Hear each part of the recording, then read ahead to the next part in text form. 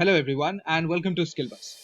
दोस्तों, आज की इस वीडियो में मैं डिस्कस करने वाला हूं about the complete classification of shares in the stock market. आप लोग अक्सर न्यूज में सुनते होंगे बहुत तरह के स्टॉक्स के बारे में। कभी वो बोलता है ब्लू चिप स्टॉक्स, कभी वो बोलता है ग्रोथ स्टॉक्स, कभी वो बोलता है प्रेफर्ड स्टॉक्स, कभी वो बोलता है लार्ज कैप स्टॉक्स, कभी मिड कैप स्टॉक्स। इतने तरह के जो आप स्टॉक्स के बारे में सुनते हो, it often creates a lot of confusion in your mind कि एग्जैक्टली होता क्या है सारा चीज और क्यों इस तरीके से बोला जाता है।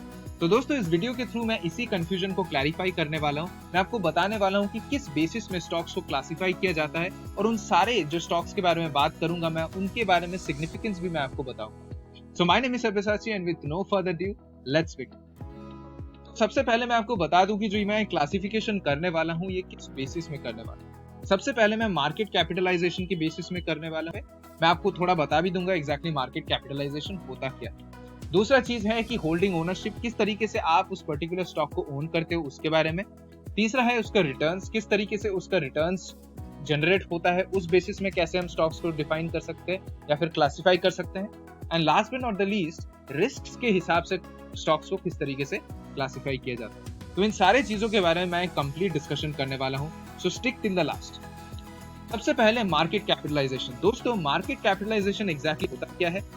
मार्केट कैपिटलाइजेशन का मतलब होता है the total value of the company that's available in the market. Let's say ये कंपनी है, ठीक है, इस कंपनी का let's say x number of shares market में है और लेट्स से हर एक शेयर का प्राइस है वाई, तो एक्स इंटू वाई होता है इसका मार्केट कैपिटलाइजेशन, जिसका मतलब है कि टोटल वैल्यू क्या है इस कंपनी का मार्केट में। मतलब कि इस कंपनी को अगर मार्केट में मैं बेच दूं, if I sell it off, then how much am I gonna get for this company?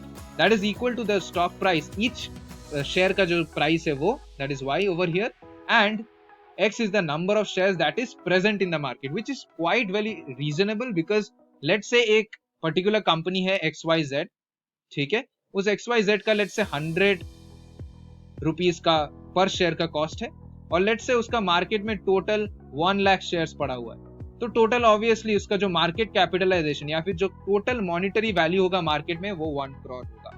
तो इसी तरीके से इसका कैलकुलेशन होता है and this is quite sensible according to the calculation that I have shown. तो मार्केट कैपिटलाइजेशन के हिसाब से बहुत तरीके से इसका जो डिवीजन या फिर क्लासिफिकेशन वो होती है, ठीक है।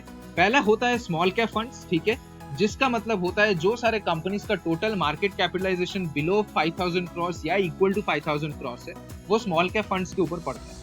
फिर आती है मिड कैप फंड्स, जिसका मतलब होता है कि उसका जो टोटल मार्केट कैपिटलाइजेशन है वो 5000 टू 20000 करोड़ के बीच में। And the last but not the least is the large cap funds, जिसका जो मार्केट कैपिटलाइजेशन है वो अबव 20000 करोड़, ठीक है। तो इस तरीके से मार्केट कैपिटलाइजेशन होता है। कुछ एग्जांपल्स में अगर दे दूं तो मिड कैप फंड्स में आती है आपकी स्पाइस जेट जैसी कंपनी, लार्ज कैप फंड्स में आपकी आती है कंपनीज जैसे कि टाटा, ठीक है, रिलायंस, ये सब बहुत ही लॉन्ग लास्टिंग कंपनीज है और इसका total market capitalisation over 20,000 crore है, ठीक है। ये अप्रोक्सीमेट वैल्यूज है, कभी 20,000 को 25,000 भी माना जाता है, ठीक है। तो ये एग्जैक्टली जरूरी क्यों होता है दोस्तों? स्मॉल कैप फंड्स जनरली थोड़ा रिस्की होता है, ठीक है, mid cap funds moderately risky होता है और लार्ज कैप फंड्स बहुत कम रिस्की होता है। मतलब कि आपका ओवर लॉन्ग टर्म बहुत ही स्टेबल एक इनकम जनरेट कर सकता है large cap funds. Small cap में बहुत ज्यादा रिटर्न्स आपका जनरेट हो सकता है। तो इस बेसिस में इसका एक मतलब अलग तरीके से क्लासिफिकेशन किया गया है, ताकि एक कंपनी अगर ग्रुप ऑफ कंपनीज को लेके बात किया जा रहा है, अगर कभी न्यूज में या कभी आप भी बात कर रहे हो, तो you just tell them small cap funds instead of naming each and every company one by one individual. Okay, so that is basically the significance of the classification that we do on the basis of market capitalization. Okay, getting on to the next, अब हम लोग सीखेंगे holding ownership के बारे में। Let's say आपका अगर कोई कंपनी का ओनरशिप, आप किस तरीके से उसको स्टॉक्स को होल्ड कर रहे हो, उस बेसिस में कैसे उसको क्लासिफाई किया जाता है। तो सबसे पहला इसमें आता है प्रेफर्ड स्टॉक्स, ठीक है। प्रेफर्ड स्टॉक्स और कॉमन स्टॉक्स दो अलग अलग चीज होता है। कॉमन स्टॉक्स होती है जो रिटेल इन्वेस्टर्स को डायरेक्टली अवेलेबल होता है, ठीक है। प्रेफर्ड स्टॉक्स एक ऐसी स्टॉक्स होती है जो इंस्टीट्यूशंस को ही अवेलेबल किया जाता है, जैसे कि म्यूचुअल फंड्स होती है, ठीक है, और बहुत सारे ऐसे हेज फंड्स होते हैं। तो ये सारे हेज फंड्स, म्यूचुअल फंड्स, इन सब के लिए प्रेफर्ड स्टॉक्स अलग से रखा जाता है कंपनी के थ्रू। इसलिए रखा जाता है क्योंकि इन लोगों को डेली बेसिस में इन्हें डिविडेंड्स दिया जाता है। कॉमन स्टॉक्स जो रिटेलर्स को होते हैं उसमें सिलेक्टिव डिविडेंड्स होते हैं, जरूरी नहीं है कि हर कंपनी आपको डिविडेंड्स देगी, ठीक है। तो ये रिटेल इन्वेस्टर्स के लिए होती है। और on the other side preferred stocks are for big institutional companies, जिसमें डिविडेंड्स रेगुलर बेसिस पे होती है।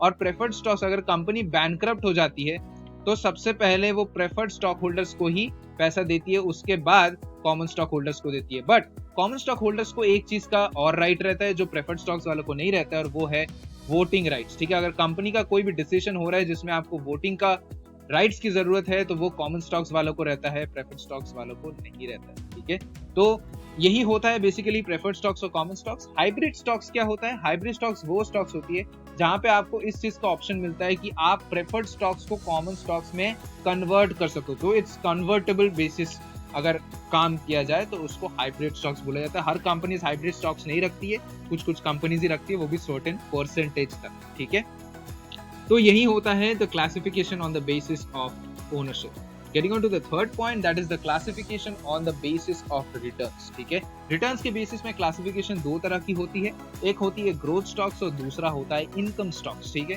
ग्रोथ स्टॉक्स मतलब वो स्टॉक्स होती है जो बेसिकली बहुत वॉलेटाइल होती है मार्केट में। वॉलेटाइल बोले तो वो उसका प्राइस कभी ऊपर जाता है कभी नीचे जाता है, ऐसे बहुत सारे कंपनीज होते हैं, राइट।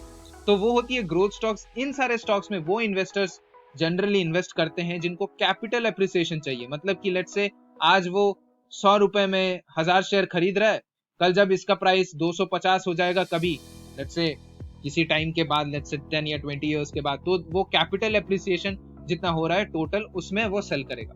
ठीक है, तो दैट इज ग्रोथ स्टॉक्स। अब ग्रोथ स्टॉक्स थोड़ा सा रिस्की भी होता है क्योंकि बहुत ज्यादा वोलेटाइल होता है, और जो इन्वेस्टर्स थोड़ा ज्यादा रिस्क एपेटाइट वाले हैं, जिनको ज्यादा रिस्क लेने की आदत है, वही सब ग्रोथ स्टॉक्स में जाते हैं क्योंकि इसमें कैपिटल एप्रिसिएशन के बेसिस में आपको इनकम कमाना है। But on the other side if you go to the income stocks, ठीक है, तो इनकम स्टॉक्स अलग होती है। इनकम स्टॉक्स में क्या होता है कि इसमें रेगुलर इनकम में ज्यादा फोकस होता है, जिसको हम लोग फाइनेंस में डिविडेंड बोलते हैं। ठीक है, तो डिविडेंड पे इन लोगों का फोकस ज्यादा रहता है। और दोस्तों इनकम टैक्स में टैक्स एक्सेम्पशन भी बहुत ज्यादा होता है, तो आपको ज्यादा टैक्स नहीं देना पड़ता है। That is one of the precise reason because of which जिनका रिस्क एपेटाइट ज्यादा नहीं है, जो ज्यादा रिस्क लेने लायक नहीं है, या फिर जो स्टेबल इनकम चाहते हैं स्टॉक मार्केट में, वो जनरली इनकम स्टॉक्स में ज्यादा इन्वेस्ट करते हैं। ठीक है, क्योंकि इसमें रेगुलर बेसिस में आपको कुछ ना कुछ डिविडेंड्स मिल रहा है। ठीक है, getting on to the last basis of classification which is based on risk. ये दो तरह का होता है। ठीक है, पहला होता है बेटा स्टॉक्स और दूसरा होता है ब्लू चिप स्टॉक्स। अब इसमें ब्लू चिप स्टॉक्स कौन से होते हैं? ब्लू चिप स्टॉक्स होते हैं जो बड़े बड़े कंपनीज हैं जो ऑलरेडी बहुत सेटल्ड है, जैसे कि टाटा को देख लो आप, ठीक है, या फिर रिलायंस को देख लो। ये सब बड़े बड़े companies, these are already settled companies. ठीक है, तो ये सब ब्लू चिप स्टॉक्स होते हैं। रिटर्न्स बहुत ज्यादा हाई नहीं होती क्योंकि इनका कैपिटल एप्रिसिएशन उतना हाई नहीं होता है, बट ये सेफ जरूर होता है। लॉन्ग टर्म में इसका ग्रोथ जो होता है वो ठीक ठाक होता है। But on the other side, beta stocks are those stocks which are really volatile. ठीक है, अब फाइनेंस में एक टर्म होता है जिसको बीटा बोला जाता है। ये बीटा एक ऐसा टर्म है जो ये बोलती है कि बीटा का जो वैल्यू होता है वो ये बोलता है कि कितना ज्यादा वो पर्टिकुलर स्टॉक मार्केट से कंपेयर करो तो ज्यादा वोलेटाइल। लेट्स से मैं आपको अगर बताऊं इस चीज को थोड़ा अच्छी तरीके से अगर मैं समझाऊं तो लेट्स से ये मार्केट का एक कर्व है। ठीक है, ये मार्केट का एक, लेट्स से एक ऐसा कंपनी है जो इसी तरीके से थोड़ा बहुत इसका वोलेटिलिटी काम कर रहा है, मतलब उसका भी प्राइस थोड़ा ऑल ओवर मार्केट की तरह ही चलता है। तो इसका जो बीटा है दोस्तों, ये बीटा कम होगा इस कंपनी का। ठीक है, और दूसरा एक कंपनी है जो कंपनी का लेट्स से बहुत ज्यादा वोलेटिलिटी होता है, लेट्स से मार्केट के हिसाब से चलती नहीं है, कुछ ऐसे जाता है। तो इसका जो ग्राफ है दोस्तों, इस ग्राफ से इससे पता चल रहा है कि बीटा बहुत ज्यादा है, इसका बीटा इज वेरी हाई। तो the companies which have high beta really volatile to the market. तो इसी वजह से बीटा के बेसिस में बहुत सारे चॉइसेस किए जाते हैं। लेट्स से आप अगर कोई बहुत ज्यादा रिस्क एपेटाइट वाले हुए तो आप ज्यादा हाई बीटा वाले कंपनीज को टारगेट करते हैं। और बीटा का वैल्यू जनरली क्या होता है, शेयर प्राइस के साथ ही जैसे मनी कंट्रोल जैसे जो वेबसाइट है वहां पे डायरेक्ट स्पेसिफाई किया जाता है। तो इसी बेसिस में जिस कंपनी का रिस्क थोड़ा हाई होता है बट रिटर्न्स भी हाई देते हैं, उनको बीटा स्टॉक्स बोला जाता है। And the other companies which give you a stable income over the time are blue chip stocks. So these were all the classification on the basis of different parameters that you generally see in the market. और इसी basis में अगर आप पढ़ेंगे तो आपको समझ में आएगा, इसी बेसिस में जनरली जब बात होती है तो न्यूज वाले ऐसे बोलते हैं। तो आने वाले टाइम पे जब भी न्यूज में ऐसा कोई टर्मिनोलॉजी यूज हो, बस स्किलबस की ये पर्टिकुलर लेक्चर को याद करना और आपको समझ में आ जाएगा कि किस तरीके से ये सारे स्टॉक्स का नाम लिया जाता है और इसका क्या सिग्निफिकेंस है। So thank you everyone, stay healthy and stay safe.